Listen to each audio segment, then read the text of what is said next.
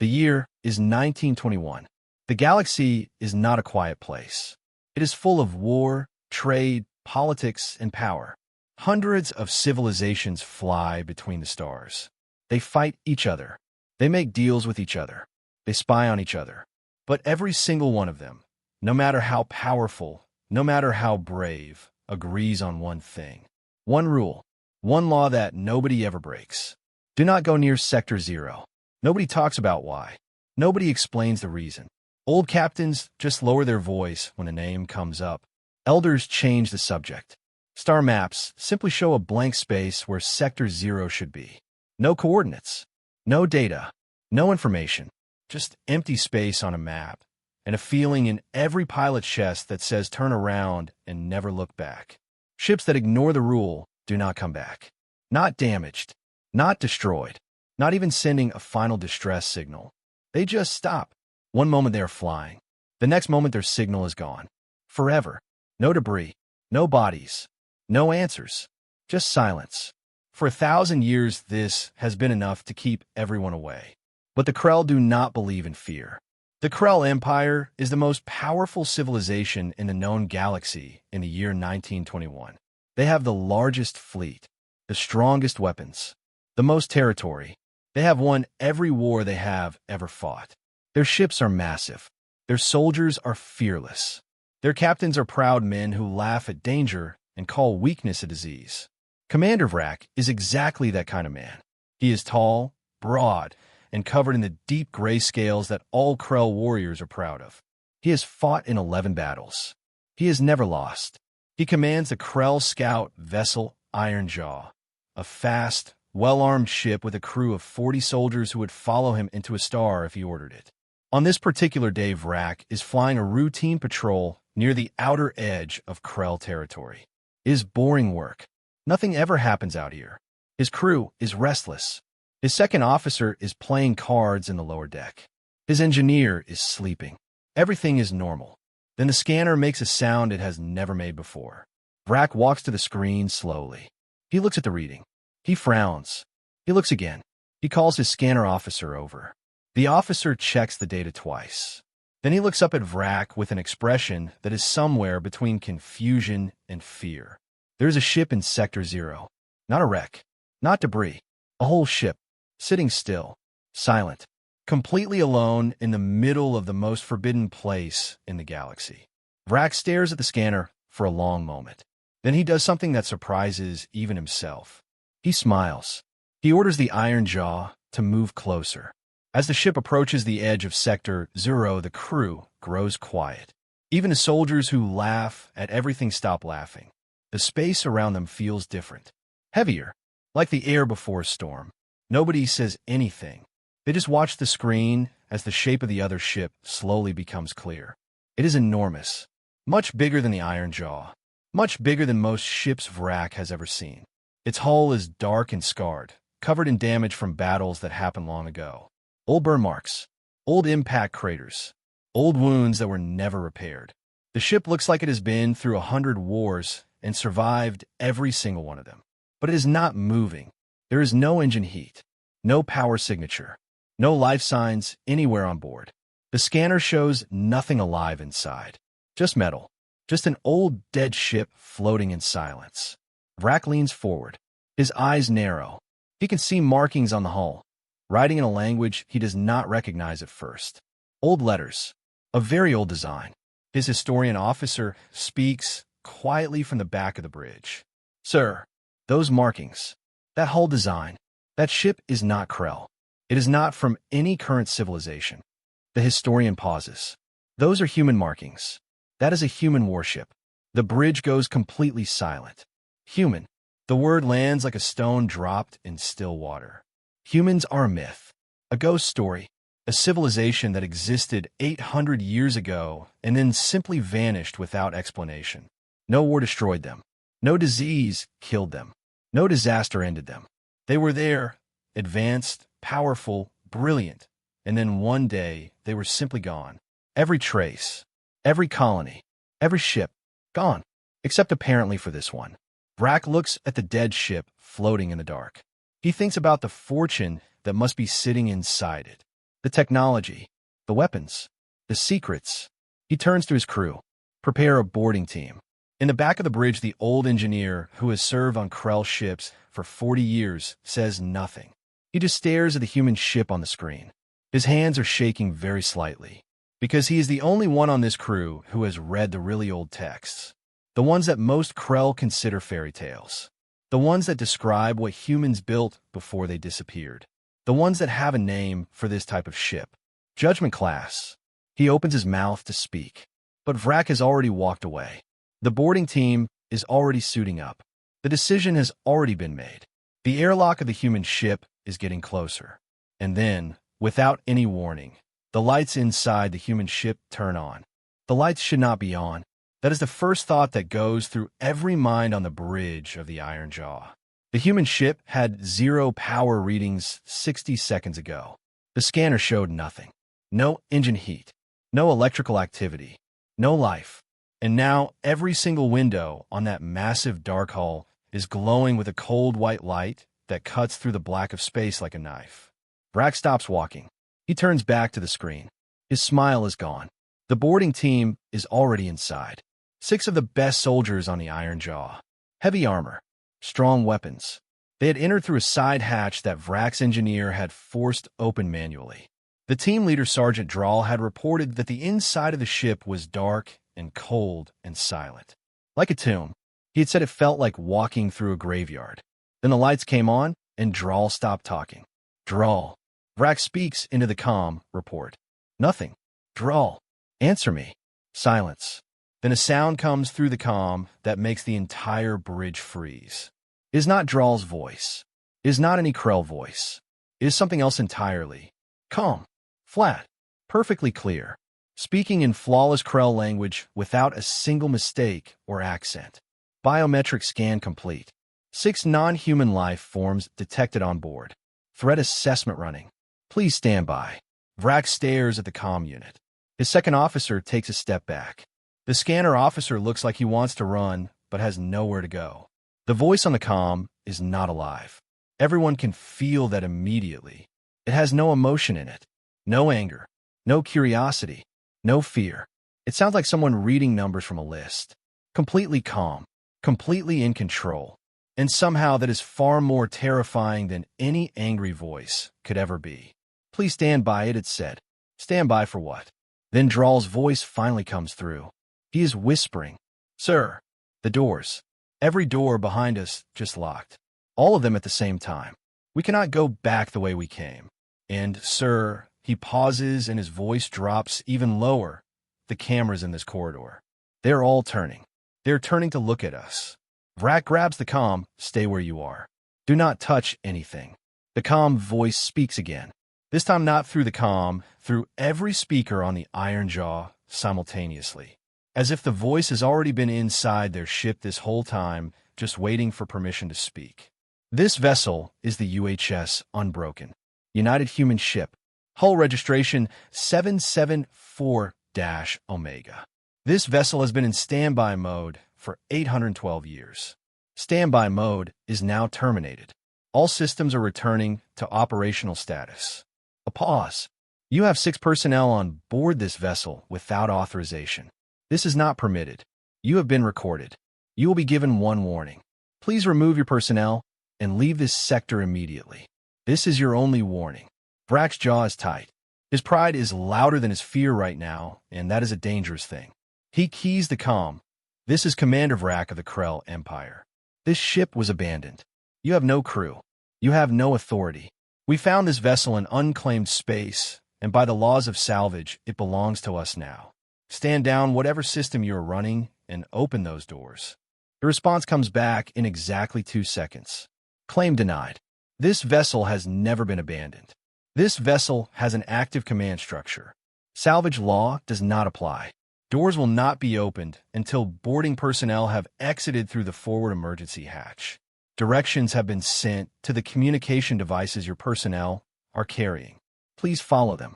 Then, after the smallest pause, Commander Vrak, the Krell Empire is aware of the rules of this sector. You chose to enter anyway. This has been noted in the ship's log. Something about that last sentence makes the old engineer sit down heavily in his chair. It has been noted, like a teacher writing a student's name on a board before punishment, like someone keeping score. Vrak does not sit down. Vrak is angry now.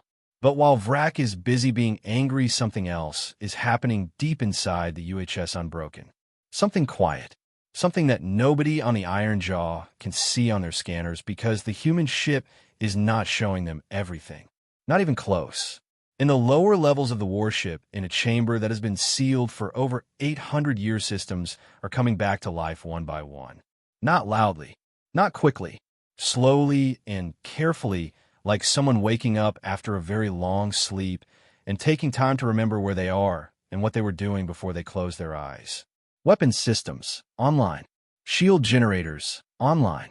Engine cores, warming up. Long-range sensors, active. The ship is scanning the entire surrounding area. It is reading the Iron Jaw completely. It knows exactly how many crew members are on board. It knows the ship's weapon capacity. It knows its shield strength. It knows how fast it can run. And it is learning other things too. It has been asleep for 800 years, but it is not confused. Its memory is perfect. It remembers exactly why it was built. It remembers exactly what it was built to do. And it is now quietly checking whether any of those things need to be done today. Inside the boarding team, Corridor Sergeant Drawl is following the directions on his comm unit with shaking hands. His team is moving fast now. Nobody is talking about the mission anymore. Nobody is talking about salvage or treasure or glory. They are all just trying to get to the forward emergency hatch as quickly as their legs will carry them.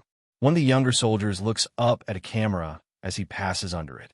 The camera turns smoothly and looks directly back at him. A small light on the side of it glows red. He walks faster. Back on the Iron Jaw, Vrak is already making a different decision. His pride will not let him retreat. His pride will not let one old machine tell him what to do. He is a Krell commander. He has never backed down from anything. He opens a long-range comm channel, not to the human ship, to the Krell Empire. This is Commander Vrak. I am transmitting coordinates for an immediate fleet response. I have found something in Sector 0 that the Empire needs to see. Send warships, as many as available. I will hold position until they arrive. He closes the channel and crosses his arms and stares at the glowing hull of the UHS Unbroken through the viewport with hard eyes. He has no way of knowing that every word of that transmission was heard by the ship the moment he sent it. Deep in the heart of the UHS Unbroken, the AI processes this new information in less than 1 second. It runs 40 different calculations. It checks its own readiness levels one more time. Then in the dark of the ship's main bridge, where no living thing has sat for 800 years, a single small light on the command console turns from yellow to red. It does not make a sound. It just waits. 3 days pass. Vrak keeps the Iron Jaw holding position outside Sector 0. He does not attempt another boarding. He does not try to communicate with the human ship again. He just waits. His crew is nervous and tired, and nobody is sleeping well. The UHS Unbroken sits in the distance like a dark mountain. Its lights are still on. It has not moved. It has not spoken again. It is just there, watching, waiting, like it has all the time in the universe and knows something that nobody else does. On the third morning, the Krell fleet arrives. 40 warships drop out of faster-than-light travel in a single coordinated formation. It is one of the most impressive sights in the known galaxy. 40 massive vessels arranged in a perfect attack pattern. Gun ports open, shields active, engines burning bright. The kind of fleet that has ended wars just by showing up. The kind of fleet that makes planets surrender before a single shot is fired. Leading them is Admiral Gore, a legend in the Krell military. Older than Vrak, harder than Vrak. A soldier who has fought in wars that Vrak only read about in history books. He has a long scar running from his left eye to his jaw, and he has never once explained how he got it, because he does not believe in explaining himself to anyone. He looks at the UHS Unbroken on his screen for a long time without saying anything. Then he says, "One ship." "Yes, Admiral," Vrak responds over the comm. "One old ship, 800 years old, and you called for 40 warships." There is something in his voice that is not quite mockery, but is very close to it. Vrak feels the heat of embarrassment rise up the back of his neck, but he keeps his voice steady. Admiral, I recommend caution. This ship is not what it appears. Its systems are active. Its AI is responsive. It gave my boarding team directions out, and they followed them because your soldiers were afraid of an empty ship, Gore says flatly. Understood, Commander. Stand aside. Vrak wants to argue. He does not. Admiral Gore opens a fleet-wide channel. His orders are clean and simple. 3 ships from the front line will approach the human vessel. Weapons hot. If it does not respond to hailing, they will fire a warning shot across its bow. If it still does not respond, they will fire on the hull. Non-destructive at first, just enough to show the old machine who is in charge out here. The 3 ships move forward. The UHS Unbroken does not move. The lead ship sends a hailing signal. Standard Krell military frequency. Loud and clear. No response. The lead ship fires a warning shot. A single bright beam that cuts through space 600 meters in front of the human ship's nose. A clear and obvious message. We are here. We are armed. Acknowledge us. The UHS Unbroken does not move. Does not respond. Does not even seem to notice. Admiral Gore's patience runs out in approximately 4 seconds. All 3 ships. Fire on the hull. Low power. Show we are serious. 3 ships fire simultaneously. 9 separate weapons impacts hit the hull of the UHS Unbroken at the same time. Enough firepower to crack the armor of any standard warship in the fleet. Enough to leave deep scars in military-grade Krell steel. The blasts hit the human ship's hull and disappear. Not absorbed, not deflected at an angle. Just gone, like firing into deep water. The hull of the UHS Unbroken does not show a single new mark. Not a scratch, not a scorch, not even a slight discoloration. The shields around the ship had not even visibly activated. The weapon's fire had simply stopped existing the moment it made contact. The bridge of every Krell ship in the fleet goes very quiet. Admiral Gore stares at a screen. He has seen a lot of things in his long career. He has never seen anything like this. He leans forward slowly. Full power. All 3 ships. Fire again. They fire again. More power this time. Much more. The kind of shot that would split a small moon. The kind of energy that turns metal into vapor. It hits the human ship. Nothing happens. Not a mark. Not a sound. Not a single light on the UHS Unbroken even flickers.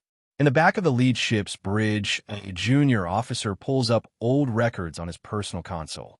He is young, barely out of training. He has been quietly searching databases since the moment the first shot disappeared. His hands are moving fast because something is pulling at the back of his brain. A half-remembered lesson from his history class. Something an old professor said once about human military design philosophy. He finds the file he was looking for. He reads it. His face goes white. He stands up slowly. His voice comes out very carefully because he does not want to say the wrong thing in the wrong way in front of the Admiral, but he also cannot stay quiet. Admiral, I found something in the old records. Pre-disappearance human military archives. Recovered fragments. He pauses. The humans had a class of warship. Their largest. Their most powerful. Built for one purpose only. Another pause. They called it Judgment Class. Nobody speaks. The young officer continues reading from his screen. His voice is getting quieter as the words sink into him. Judgment Class vessels were not built to win battles. They were built to end them. Each ship carried enough firepower to destroy a fleet. Each ship had shielding technology that current science cannot fully explain. They were built to be unstoppable. He looks up. They were built to deliver one thing.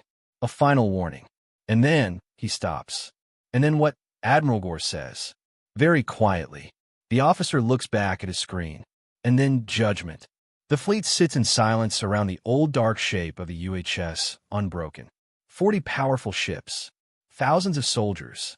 The greatest military force the Krell Empire can put in one place.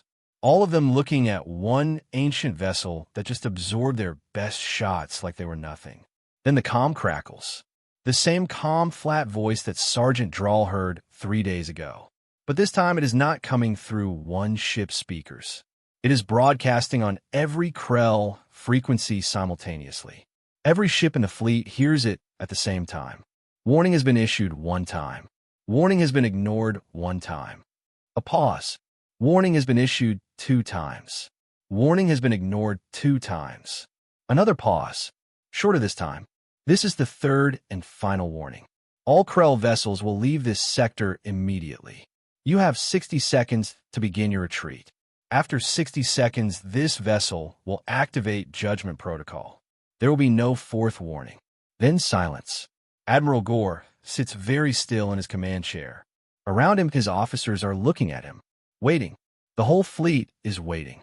40 ships, thousands of soldiers, all waiting for one old man with a scar on his face to make a decision. He looks at the human ship on a screen. He looks at the 60-second timer that has now appeared automatically on every Krell display in the fleet. Counting down, calm, patient, like it already knows how this ends. Gore thinks about his career, his reputation, his empire. He thinks about what it means to retreat from one ship, one old ship with no living crew. He thinks about what the other admirals will say, what the Emperor will say. He makes his decision. All ships hold position.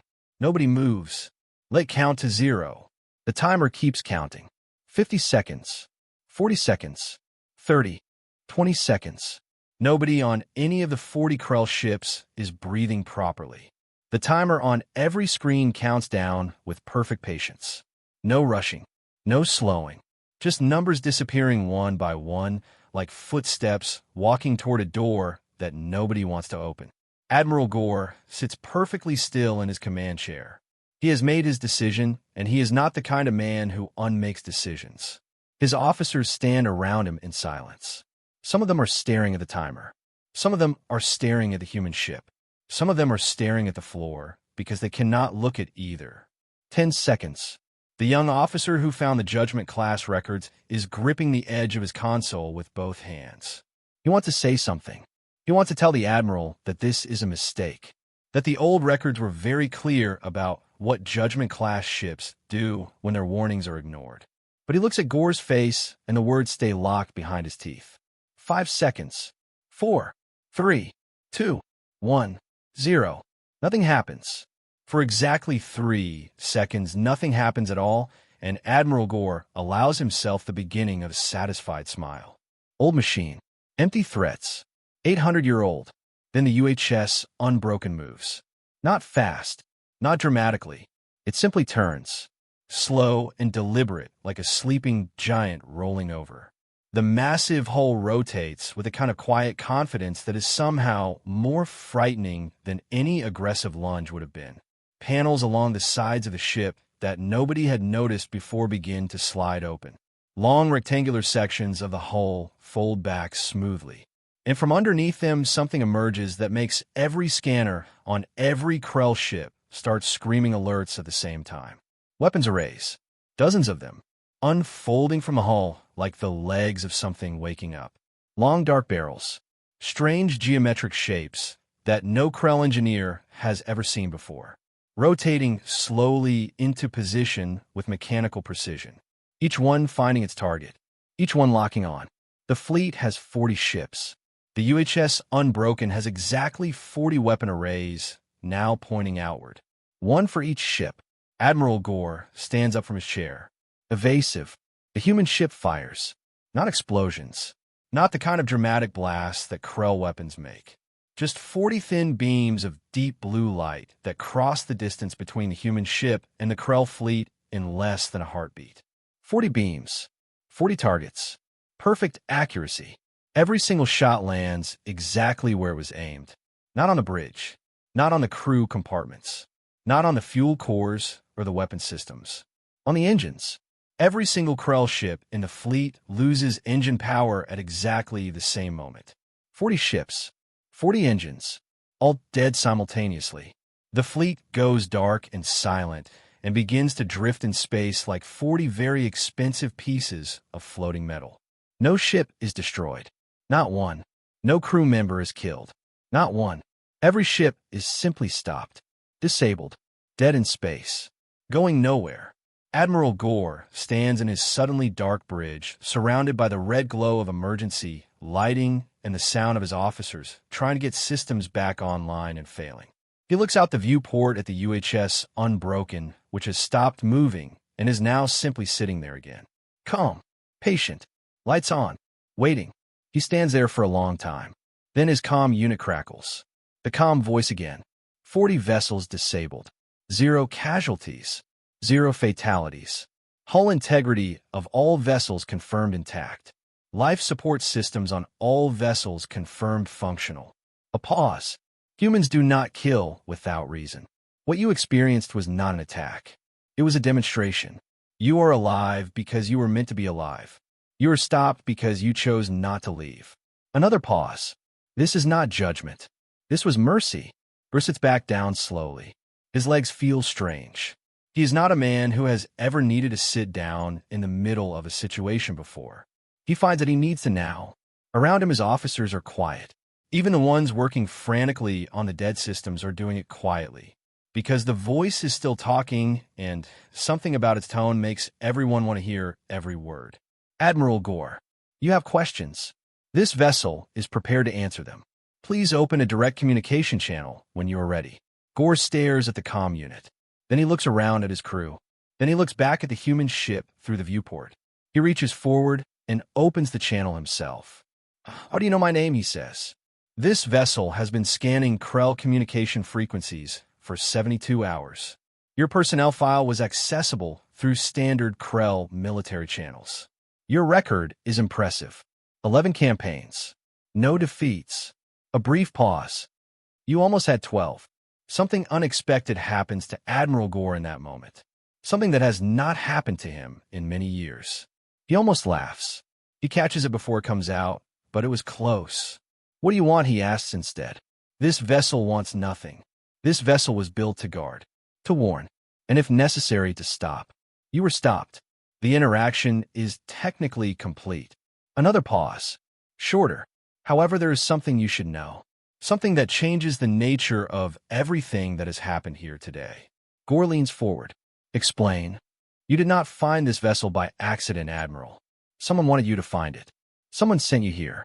Someone knew exactly where the ship was and arranged for Krell scouts to be in this region at this specific time. Someone wanted this vessel to wake up. Someone wanted this confrontation to happen. The bridge is absolutely silent. Someone used your empire as a tool, Admiral. They pointed you at the ship like a weapon and stepped back to watch the result. They are watching right now. The voice pauses one more time. And they are not Krell. Gore stands up again. Slowly, his eyes moving to his scanner screen, even though he knows his scanners are barely functional right now. Show me, he says. Activating external long-range array. Displaying on your secondary screen. The secondary screen on Gore's bridge flickers to life. It shows a sensor reading from far away. Very far, almost at the edge of scanner range. A position carefully chosen to be distant enough to seem like empty space, but close enough to observe everything that has happened in this sector over the last 3 days. Something is out there, hiding in the dark, watching, not a Krell ship. The energy signature is completely different from anything in Krell records. Ancient, strange, something that has been around for a very long time and learned to be very good at not being seen. Gore stares at the reading. His scar pulls tight as his jaw sets hard. What is that? He asks quietly. The voice of the UHS Unbroken answers without hesitation. That is the reason this vessel was built. That is the reason humanity spent 200 years preparing before they disappeared. That is the enemy that nobody in this galaxy has been willing to name out loud. The calm voice stays calm. It always stays calm. But something in its next words carries a weight that presses down on every person in that dark red-lit bridge like a physical thing. They have been here for 10,000 years, Admiral. They have been running this galaxy from the shadows for 10,000 years. Every war you ever fought, every enemy you ever faced, every alliance that fell apart at exactly the wrong moment. They arranged all of it. Gore cannot speak for a moment. And they just arranged this, he finally says. Yes. Why? What do they gain from waking up a human warship? The longest pause yet. 3 full seconds of silence from a voice that has answered everything else in less than one. That, the UHS Unbroken says, is the right question. And the answer is inside this ship, locked away for 800 years, waiting for exactly this moment. Gore looks at the shape on his secondary screen, the hidden watcher in the dark. Then he looks at the human ship outside his viewport. I think, he says slowly, that I need to come aboard. Getting Admiral Gore onto the UHS Unbroken is not a simple thing. His ships are dead in space. His engines are offline. His pride is already hurting enough without having to ask the human ship for help getting across the gap. But the AI anticipates this problem before Gore even finishes thinking about it. A docking tube extends from the side of the human warship slowly and connects to the iron jaw with a soft mechanical click. Smooth, precise, like it has done this 10,000 times before. Gore takes 3 soldiers with him. Not because he thinks 3 soldiers will make any difference against a ship that just disabled 40 warships by itself, but because an admiral does not walk into an unknown situation alone. It is a matter of habit, a matter of discipline, the kind of thing that keeps a soldier alive long enough to become an admiral in the first place. The inside of the UHS Unbroken is nothing like what Gore expects. He expects darkness, dust, the hollow emptiness of an abandoned place. What he finds instead is a ship that is fully awake. Lights running at comfortable levels. Air clean and fresh. Temperature perfect. Corridors wide and tall with walls that carry old human writing and markings that Gore cannot read, but somehow feels the seriousness of. Everything is old, but nothing is broken. Nothing is neglected. 800 years of sleep, and the ship looks like it was cleaned yesterday. The AI guides them through the corridors with a calm voice from the speakers overhead. Left here, right there, down this corridor. The soldiers keep their hands near their weapons, even though everyone, including the soldiers, knows that weapons will not help them here. They arrive at what the AI calls the Command Information Center, a large circular room near the heart of the ship. Screens on every wall, a central table with a display surface built into it. Chairs arranged around it that are slightly wrong in shape for Krell bodies but close enough to sit in. Please be seated, the AI says. Gore sits. His soldiers stand behind him. Old habit. You said someone used my empire as a tool, Gore says immediately. No small talk. No warming up. Tell me who. They're called the Veil Collective, the AI answers. The screens around the room come to life as it speaks. Images, maps, data, all of it appearing in a clean, organized flow. They have no permanent home system. They move. They hide. They are extremely old and extremely patient, and they have one method that they have used successfully for 10,000 years. A map of the galaxy appears on the central table display. Hundreds of civilizations marked in different colors. Trade routes, war zones, political borders. They do not fight, the AI continues. They have not fired a weapon in recorded history. They do not need to. Instead, they find powerful civilizations and they whisper. They share information carefully. Wrong information. Incomplete information. Information designed to make enemies out of neighbors. They start wars between other races and then they wait for both sides to weaken each other. When both sides are exhausted, the Veil move in quietly and absorb what remains. Gore looks at the map. His eyes move across it slowly. He is a military man. He understands strategy. And as he looks at the map and listens to the AI, something cold and heavy settles in his stomach because he can see it. He can actually see it now that someone is pointing it out. The pattern of wars over the last 1,000 years. The way conflict started. The way alliances broke down at exactly the wrong moments. The way certain civilizations rose and then collapsed in a cycle that benefits one party consistently. The Krell Empire fought the Soren Federation 40 years ago, Gore says slowly. We were allied with them for 200 years. Then information came through that they were planning to betray us. We struck first. The information was false, the AI says simply. The Veil created it and delivered it through a third-party traitor who had no idea what he was carrying. The Soren Federation was not planning anything. After 4 years of war, both your empire and theirs were significantly weakened. The Veil absorbed 3 of the Soren outer colonies during the conflict. Those colonies have not been heard from since. Gore is very still. How long has this been happening, he asks. In this galaxy, specifically the Veil, have been operating for approximately 10,000 years. This vessel has records documenting 417 separate conflicts that were engineered by Veil manipulation. The actual number is likely much higher. One of the soldiers behind Gore makes a quiet sound. Not a word, just a sound. The kind of person makes when something hits them somewhere deep. And humanity, Gore says, they knew about this. Humanity discovered the Veil approximately 1,000 years ago. It took 200 years to gather enough evidence to be certain, to document everything properly, to build a case that could not be denied or explained away. The screens around the room shift. New images appear. Human faces, human ships, human cities, a civilization that was brilliant and busy and alive, and then simply not there anymore. Humans understood that fighting the Veil directly would accomplish nothing. The Veil would simply retreat and hide and wait and come back later. The only way to stop them permanently was to expose them, to show every civilization in the galaxy exactly what had been done to them, to take away the darkness that the Veil need to operate. So humans gathered evidence, Gore says, for 200 years, quietly, carefully, without alerting the Veil to what they were doing.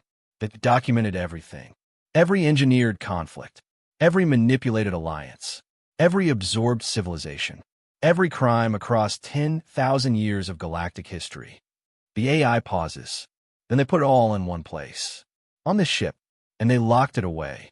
Gore frowns. Why lock it away? Why not release it immediately? Because releasing it without the right moment would not work. The Veil would deny it. They would manufacture doubt. They would manipulate the response, just as they manipulate everything else. The evidence needed to be released at a moment when every major civilization in the galaxy was already paying attention, when something had already happened that could not be explained away, when the galaxy was already looking in this direction. The cold thing in Gore's stomach gets heavier. They needed someone to wake the ship up, he says quietly. Yes, and the Veil arranged for us to find it. They pointed us at this ship knowing we would wake it up and start a confrontation that the whole galaxy would notice. Yes, which means they know about the evidence inside this ship. Yes, and they wanted to be here when it was revealed. Gore looks up at the screens. Why? What do they gain from that? The AI is quiet for 2 full seconds, which for a system that answers everything in less than 1 second is a very long time. That is what this vessel has been calculating since the moment the Veil signal was detected. The most likely answer is not comfortable. Tell me anyway. The evidence on this ship is not only documentation.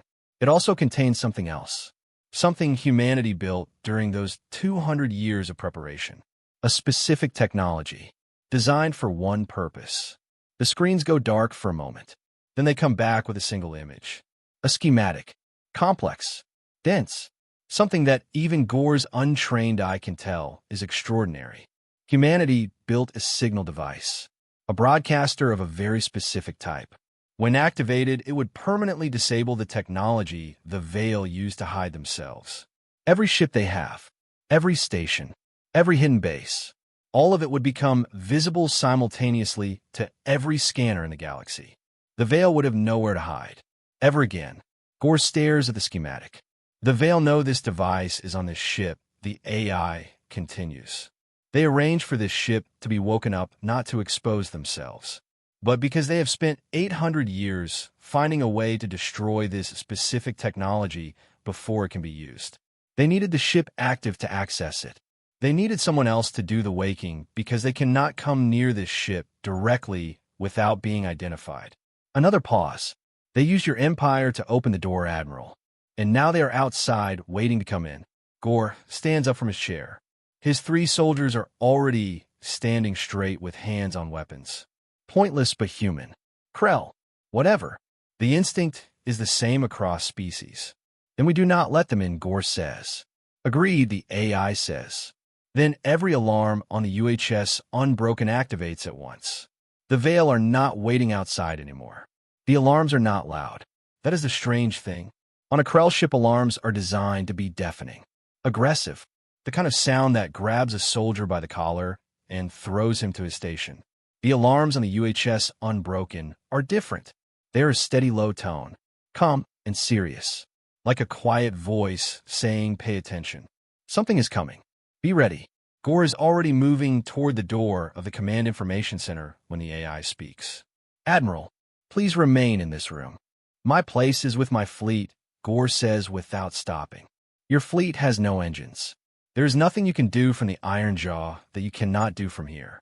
And what is about to happen will be easier to understand if you're watching from inside this vessel." Gore stops. He turns. He looks at the screens on the walls, which are now showing external camera feeds from all sides of the UHS Unbroken. What he sees makes him take one slow step back toward the central table. The Veil fleet is not what he expected. He expected something large, something aggressive, something that looked like a military force announcing itself. What he sees instead is something that slides out of empty space the way a shadow slides across a floor when a cloud passes over the sun. Quiet, smooth, almost gentle. Ships that do not look like weapons, but like very old buildings that learn to move. Long and dark, and covered in angles that are slightly wrong in a way that is hard to explain, but immediately uncomfortable to look at. 30 of them, maybe more. Hard to count because they keep overlapping on the screen in ways that suggest they are not entirely in the same space as everything else around them. They have been in this sector the entire time, Gore says. Yes, cloaked using technology that is considerably more advanced than standard stealth systems. This vessel could detect them because this vessel was built specifically to detect them. Your fleet scanners never had a chance. What do they want right now? This moment, they want what they have always wanted.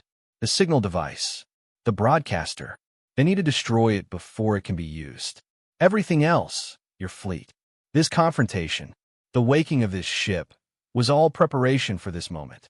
One of the Veil ships moves forward from the group. Slowly, it stops at a distance that feels deliberate, calculated. Then a transmission comes through. Not on any standard frequency. On something older and stranger that the UHS Unbroken translates automatically. The voice that comes through is not unpleasant. That is the most unsettling thing about it. It is smooth and reasonable and sounds like someone who has had a very long time to practice sounding trustworthy. "Ancient vessel, we have no conflict with you. We have no conflict with the Krell.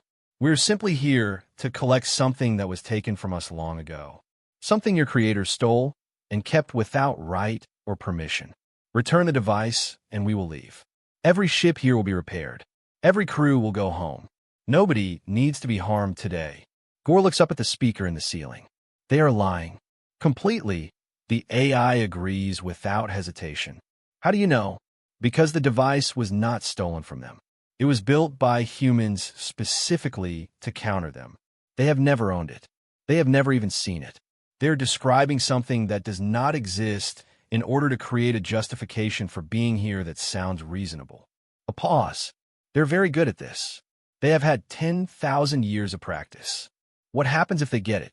They will destroy it and disappear again. In approximately 40 years, the evidence of their manipulation will have faded enough from galactic memory that they can begin operating again as if none of this happened. In 200 years, things will be exactly as they were before the ship woke up. Wars engineered. Civilizations absorbed. The cycle continues. Gore stares at the Veil ships on the screen. His jaw is set in the hard way it gets when he has made a decision, and the decision is not a comfortable one. Then we release the evidence now. Everything. All of it. Whatever is in this ship. That was always the plan, Admiral. However, releasing the reckoning file and activating the signal device are two separate actions. The file can be broadcast immediately. The device requires time to charge. Approximately 4 hours. The AI pauses. The Veil will not give us 4 hours. How long will they wait before attacking? They are not waiting. Look at the lower left screen. Gore looks. 3 Veil ships are moving around the sides of the UHS Unbroken. Positioning. Slow and careful. The way a person moves their hands around something they're about to pick up. They're trying to surround us, one of Gore's soldiers says. They're trying to get into position to use a specific weapon the AI corrects. A gravitational weapon. It works by creating a localized collapse point in space. When fired at a ship, it pulls the vessel apart from the inside. No shield system can block it because it does not attack the ship. It attacks the space the ship is sitting in. Can you stop them from getting into position? Yes, but stopping them requires engaging them directly. And engaging the veil directly is what they want. It keeps this vessel occupied while the others move. So we cannot fight and charge the device at the same time. Not easily. No. Gore stands very still for a moment. Then he looks at the comm unit on the central table. Can you contact my fleet from here? Yes. Understood. Connecting now. While that is happening, the AI does something else. Something it has been waiting 812 years to do. Deep in the lower section of the ship in the sealed vault that has never been opened since the day humanity finished loading it, a series of locks disengage one by one. Physical locks, electronic locks, biological verification systems checking against human DNA stored in the ship's memory. All of them opening in sequence. The vault door moves. Inside it is not dramatic. No glowing light. No single shining object on a pedestal. Just rows of data storage. Hundreds of them. Compact and dense and absolutely full. 800 years of careful organization. Every document, every recording, every piece of evidence that 200 years of quiet human work produced. The reckoning file. The AI begins the broadcast process immediately. Not a one receiver. Not to 100. To every communication frequency it can reach simultaneously. Every Krell ship in the fleet. Every monitoring station within range. Every relay beacon that will carry the signal further and further out into the galaxy, like ripples in still water. The file begins transmitting. 417 documented conflicts. Names, dates, evidence. The records of the Soren Federation betrayal that cost the Krell Empire 4 years of war. The collapse of the Marin Alliance 3 centuries ago that the Veil engineered to absorb 7 civilizations at once. Recordings of Veil operatives placing false information with traitors and diplomats. Records of civilizations that resisted and were quietly destroyed. 10,000 years of crimes laid out in clean, organized, irrefutable detail. The Veil ships outside stop moving. For exactly 11 seconds, nothing happens. 11 seconds of complete stillness as the Veil Collective receives the transmission and understands what is happening. Then they attack. Not slow and careful anymore. All 30 ships moving at once. Weapons that look nothing like Krell weapons and work nothing like Krell weapons firing from every direction. The UHS Unbroken shields take the hits and hold, but the readings are different from the Krell assault. These weapons understand shield technology. They are probing, testing, looking for the frequency that breaks through. The AI fights back. For the first time since it woke up, it is not warning. It is not demonstrating. It is not being merciful. It fires with intent and precision and the full weight of everything humanity built into it. Veil ships take hits that crack their hulls and send them spinning. 2 go completely dark. 3 more fall back with visible damage. But there are 30 of them, and the signal device needs 4 more hours. And then the Veil do what the AI was afraid they would do. The 3 ships that have been positioning around the sides of the UHS Unbroken stop, trying to get into formation. They do not need formation anymore, because they have something worse than the gravitational weapon ready. The lead Veil ship fires a beam at empty space, approximately 40,000 kilometers away from the battle. Space folds, not an explosion, not a conventional weapon impact. The fabric of space itself pulls inward at that point like water going down a drain. Slowly at first, then faster. A gravitational collapse, point forming in the middle of a star system that has 3 inhabited planets and hundreds of millions of living people on them. Every scanner on every ship in the area screams at once. Gore grabs the edge of the central table. The AI speaks. Its voice is still calm. It is always calm, but there is something underneath the calm now that was not there before. something that sounds very close to what a human might call dread. The gravitational unraveler has been activated. It is targeting the star system itself, not this vessel. The system. A pause. If it is not stopped, this entire star system will be destroyed in approximately 4 hours. Gore looks at the screen showing the collapse point growing slowly in the distance. 4 hours to destroy the system, he says. Yes. 4 hours to charge the signal device. Yes. Nobody in the room speaks for a moment. Can you stop the unraveler and charge the device at the same time? Gore asks. The AI takes 2 full seconds to answer. No, it says. I cannot do both. I have to choose one. The gravitational collapse point grows slowly in the distance. It does not look like a weapon. That is the terrible thing about it. It looks almost beautiful from a distance. A slow dark spiral forming in empty space. Light bending around it gently. Colors shifting at the edges in ways that would be stunning to look at if you did not know what it meant. If you did not know that it was quietly pulling apart the foundations of an entire star system, the way someone slowly pulls threads from a piece of cloth. 3 planets sit in that system. The AI puts their details on the screens without being asked. First planet, Krell Colonial Settlement.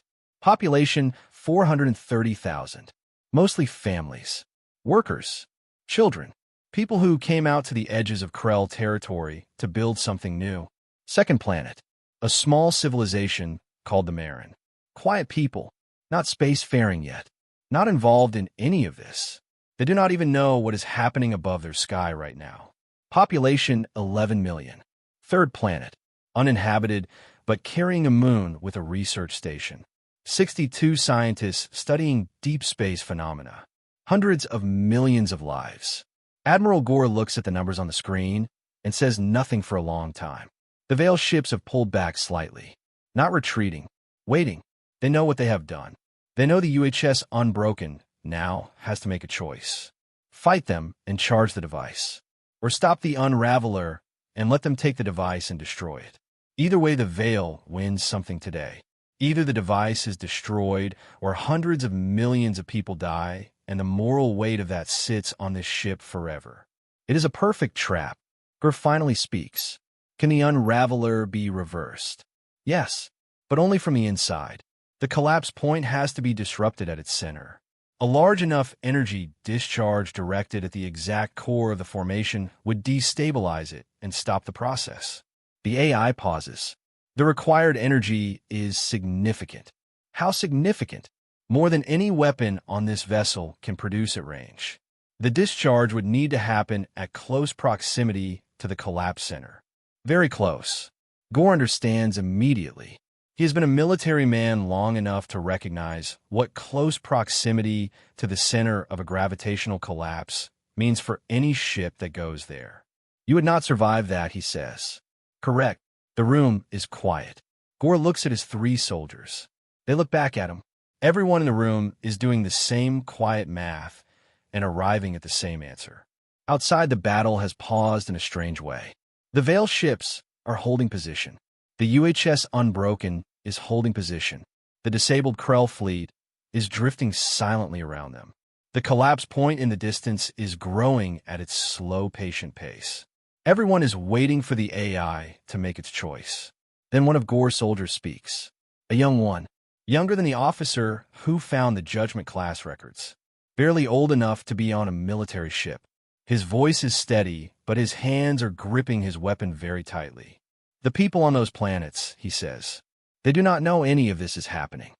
No, the AI confirms. They do not. The reckoning file, he says. Is it still broadcasting? Yes. It has been transmitting for 19 minutes.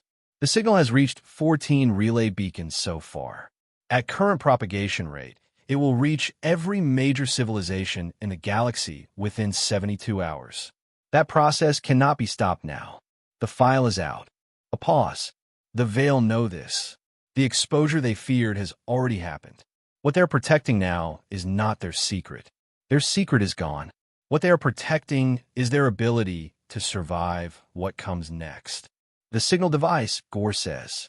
Yes. If the device activates every hidden Veil ship and station in the galaxy becomes visible permanently. They lose their ability to hide. With the Reckoning file already broadcasting and no ability to hide, they will face every civilization in the galaxy simultaneously. That is something they cannot survive politically or militarily. So the device is still the priority. The device is the only thing that makes the Reckoning file meaningful long-term. Without it, the Veil hide and deny and manipulate the response just as they have always done. The file damages them. The device ends them. Gore stands up straight, shoulders back, the way he stands when he has made a decision and is ready to move. How long until the device is charged? 3 hours and 41 minutes. How long until the star system is beyond saving? 3 hours and 50 minutes. 9 minutes of difference.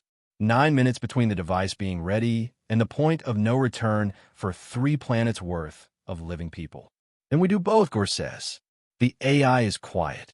Explain your thinking, Admiral. You charge the device. You keep fighting the Veil. You do both at the same time for as long as possible. And when the moment comes when you have to choose, when the last 9 minutes arrive, we find another way to stop the unraveler. There is no other way.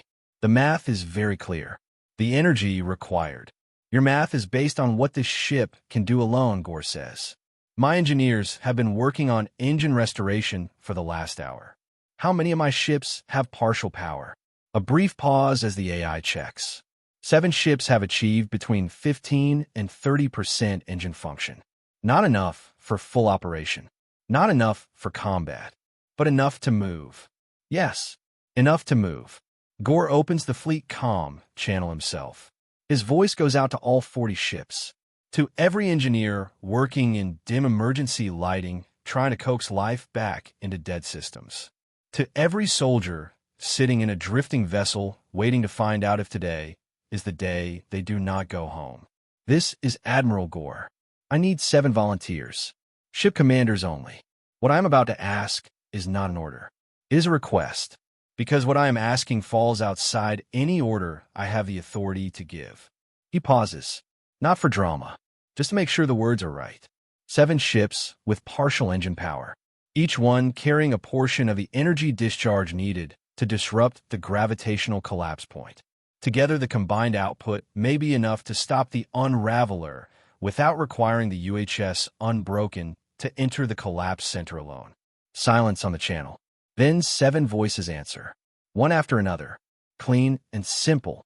No speeches, no hesitation that lasts more than a breath. This is Commander Vrak on the Iron Jaw. I am in. 6 more follow. Gur closes his eyes for exactly 1 second, then opens them. AI. Can 7 Krell ships with partial power produce enough combined energy discharge to disrupt the collapse point if they enter together? The AI runs the calculation. It takes 4 seconds, which is the longest calculation it has run since waking up. It is possible. The margin is narrow. If any of the 7 ships loses power during approach, the combined output falls below the required threshold. Another pause. An admiral entering the collapse point at partial power in a ship not designed for gravitational stress. The ships will not be destroyed immediately, but the crews will need to evacuate before entry. The ship's going empty. Remote piloting.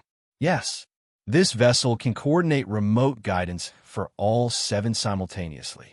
Gore looks at the screen, showing the slow, beautiful, terrible spiral growing in the distance. Then, that is what we do. 7 empty ships, remote-guided, into the collapse point, while you finish charging the device and keep the Veil busy. He sits back down in the chair that is slightly wrong for his body, but close enough. We have 3 hours and 41 minutes. Let us not waste them. The Veil ships outside begin moving again. They have watched this conversation on their scanners and understood enough of it to know that the trap is not working the way they planned. For the first time in 10,000 years, the Veil Collective does something it has never done before. It panics. And a panicking enemy that has hidden for 10,000 years and never had to fight directly is a very dangerous thing. Because they stop being careful. They stop being patient. They stop being clever. They just attack. Everything they have. All at once. The UHS Unbroken takes the hits, and keeps charging. 3 hours and 40 minutes. 7 empty Krell ships slowly maneuvering toward a gravitational spiral that is pulling a star system apart. And somewhere on the second planet below, a Marin child looks up at the sky and sees strange lights moving between the stars and does not know that right now everything depends on whether those lights can hold on for a little while longer. 3 hours and 39 minutes. The UHS unbroken shakes. Not the small tremors of the earlier battle. Real shaking. The kind that travels through the walls and floors and into the bones of anyone standing inside. The Veil have stopped being careful and started being desperate, and desperate enemies with 10,000 years of hidden technology are extraordinarily dangerous. Weapons that the AI has never encountered before are hitting the shields in combinations designed to find weaknesses.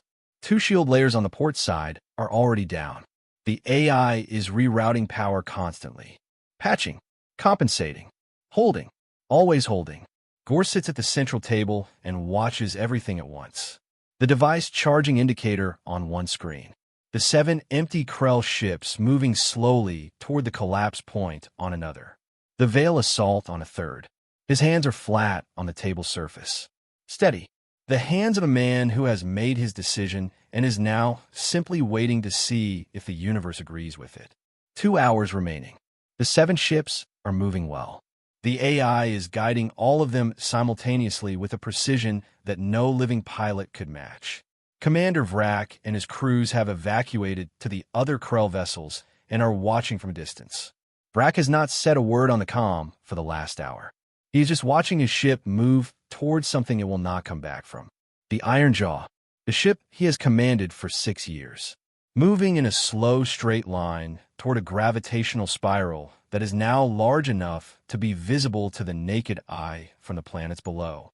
On the second planet, the Marin have started gathering in open spaces and looking up.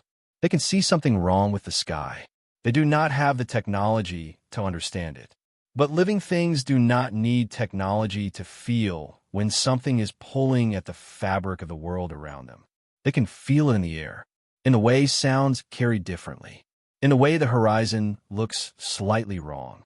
11 million people looking up at a sky that is being quietly torn apart above them. 1 hour remaining. The signal device reaches full charge at 1 hour and 3 minutes before the point of no return. The AI activates it without ceremony. No announcement, no warning to the Veil. It simply turns it on, and the device does what humanity spent 200 years building it to do. A pulse goes out, not like a weapon, not like a broadcast, more like a key turning in a lock.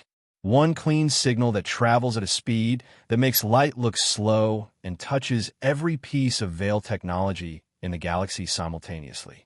And the Veil become visible. All of them. Everywhere. Every hidden ship. Every concealed station. Every secret base on every forgotten moon and asteroid and drifting platform that 10,000 years of careful hiding had kept invisible to every scanner in the galaxy. All of it appearing at once on every scanner, on every ship belonging to every civilization that received the reckoning file. The effect on the Veil fleet outside is immediate. They stop firing. Just like that. One moment, everything they have is hammering the shields of the UHS unbroken. The next moment, complete silence. Because the Veil commanders are receiving the same reports their counterparts across the galaxy are receiving. Every hiding place gone. Every secret exposed. Every carefully maintained shadow suddenly full of light. 10,000 years of patient, careful, invisible work undone in 1 second by signal built by people who disappeared 800 years ago. The Veil ships outside do not attack again. They begin to retreat. Not fast, not panicked. The Veil do not do anything dramatically. They just slowly turn and move away from the battle and accelerate toward deep space. Going somewhere. Nowhere specific. Just away from here. Away from the scanners that can now see them. Away from the civilizations that are right now reading the reckoning file and understanding for the first time what has been done to them across 10 centuries. Gore watches them go. He does not feel triumph. Not yet, because the collapse point is still there. Still growing. and the device activation took 4 minutes longer than calculated because of the shield damage. And now, there are 56 minutes left before the system passes the point of no return and 49 minutes before the 7 ships reach the entry point. 7 minutes of margin. The AI speaks quietly. The Veil are retreating. Shields are holding at 62%. Device activation confirmed successful. 7 vessels are on final approach to the collapse entry point. A pause. Admiral, there is something I need to tell you before the next few minutes begin. Gore looks up at the ceiling. The habit everyone develops when talking to the AI. Looking up at nothing. Tell me, humanity did not simply build ships and evidence and devices and then disappear. They planned all of this. Every part of it. The placement of this vessel in Sector 0. The rules that grew up around this sector that would keep everyone away until the right moment. The evidence. The device. The timing. The AI pauses again. And one more thing, something they did not put in any file or record because they did not want the Veil to find it during the 800 years this ship was sleeping. What thing? This vessel has a vault. A second one, smaller than the Reckoning File vault. It has been sealed since launch. It requires biological verification to open. Human biological verification. The AI's voice carries something now that Gore has not heard in it before. Something that takes him a moment to identify. I have been carrying something for 812 years, Admiral, and I have not known what it was. I was not permitted to know. The verification lock prevented even my own sensors from scanning the interior. Gore is very still. Are you saying there is something on this ship that even you do not know about? The lock has just disengaged, triggered automatically by the device activation. I'm scanning the interior now. A long pause. Longer than any calculation the AI has run. Longer than the judgment protocol math. Longer than the 7-ship coordination problem. Long enough that Gore leans forward. What is in the vault? A cryo chamber, the AI says. 1. Occupied. Outside, the 7 empty Krell ships enter the outer edge of the gravitational collapse point. The AI splits its attention with impossible precision, guiding 7 ships through gravitational forces that are trying to pull them apart. Managing shield repairs. Monitoring the collapse progression. Scanning the cryo chamber. All of it at once. All of it with the same steady calm that it has maintained since the moment it woke up. The ships go deeper into the spiral. The collapse point destabilizes. Not immediately. Not cleanly. For 11 terrible seconds, it gets worse before it gets better. The gravitational readings spike hard enough that 2 of the Krell ships tumble off their guided paths, and the AI catches them and corrects and pushes them back on course with 4 seconds to spare before the window closes. Then the combined energy discharge hits the center, and the spiral comes apart. Not an explosion. The opposite of an explosion. Everything pulling inward collapses on itself and then simply stops. The gravitational weapon deactivates the only way gravitational weapons can be deactivated from the inside, by being overwhelmed at the source. The space that was folding flat and smooth and normal as if nothing had ever touched it. The star system is saved. On the second planet, the Marin feel the wrongness leave the air. They do not know why. They just feel it go. Some of them sit down where they are standing. Some of them hold the people next to them. The child who is watching the lights in the sky watches them go still and then slowly drift apart and cannot explain why tears are running down their face. Aboard the UHS Unbroken, everything is quiet. Gore realizes he has been holding his breath and lets it out slowly. Then he stands and walks. Not because anyone tells him to, just because his feet start moving toward the lower levels of the ship where the AI is guiding him with gentle directions from the overhead speakers. Down 2 levels. Left corridor. Through a door that opens before he reaches it. Into a small room that is warm and softly lit and smells faintly of something he cannot identify. Something old and clean and human. The cryo chamber is simple. White. Unmarked except for a small panel on the side and a note sealed in a clear material attached to the top. Handwritten. In Krell. Which means it was written knowing exactly who would find it. Gore picks up the note and reads it. It says this: Someone always has to stay behind to make sure the message is delivered. We could not send a recording. Recordings can be doubted, dismissed, manipulated. We needed something that could not be argued with. We needed someone who was there, someone who remembers, someone who can look the galaxy in the eye and say, "This is true. I know because I lived it." Take care of them. They have been asleep a long time, and they're going to be very confused. But they are human, and humans find their feet quickly. You will see. Gore sets the note down carefully. He looks at the panel on the side of the chamber. There is one control. Simple. A single input that means wake up. He presses it. The chamber hisses softly. Frost along the edges melts in seconds. The top panel clears. Inside is a person. Human. The first living human any Krell has ever seen. Small compared to Gore. Different in ways that are hard to immediately catalog. A face that carries something old in it, even though the body is young. The eyes open slowly. They are dark and calm, and they take in the ceiling above them, and then the Krell face looking down, and they do not show fear. They show something that takes Gore a moment to recognize. Relief. The human sits up slowly, looks around the room, looks at Gore, looks at the 3 soldiers in the doorway, looks at the walls of the ship that they clearly know very well. Then they look back at Gore, and their mouth curves into a small, tired smile. And they say in perfect Krell, without any accent at all, "Hello, did you get our warning?" Gore looks at this impossible person sitting in a chamber that has been locked inside a ship that has been sleeping for 812 years in the most forbidden place in the galaxy.